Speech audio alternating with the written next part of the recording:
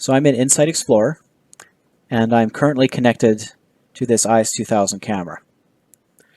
I've also added a contrast tool here in this box, and you can see it in the palette here. This is to show that a factory reset does wipe everything that's on the camera. Now, in order to do a factory reset, we go up to System, and we go down to Add Sensor Device to Network. We click that,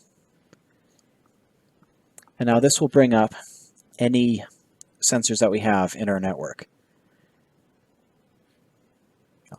No new devices were found. That's okay. That's because our radio button's on Show New. We want to go to Show All and refresh. Well, you don't have to, but it can be helpful to do so. So here's my camera. So I select it, and I go to Reset Sensor Settings to Factory Defaults here, and click Apply. Now this is going to wipe everything, so you're going to see this contrast tool disappear. So I go OK. First things asked us to do is manually cycle power. So I have just turned off the power bar that is powering the camera. You can also disconnect the cable or anything else that'll cut power to the camera. And you want to leave it disconnected for about 10 or 15 seconds. And I think it's been about that long, so I'm going to go ahead and turn it back on.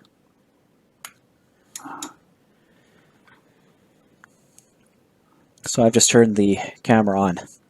Nothing is happening because the camera takes a short while to boot everything up, so it will still be telling me to manually cycle power as long until the camera boots up. So you don't need to manually cycle it again, you just need to be patient.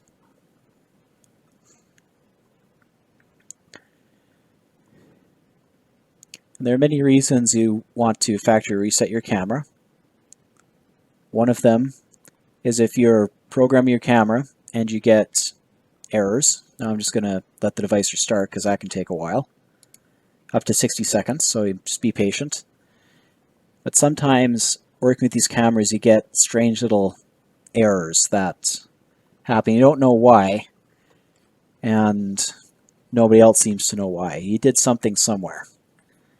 And one of the best solutions to those problems is to perform a factory reset, because it brings back to settings that you know will work.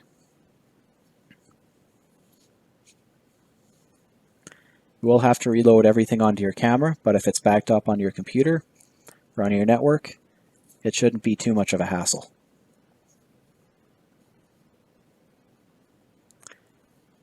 All right, you can see it's starting to connect. Still needs to boot up a little bit more. Something you also notice is that as the camera is booting up, on the cameras with the torch lights will flash.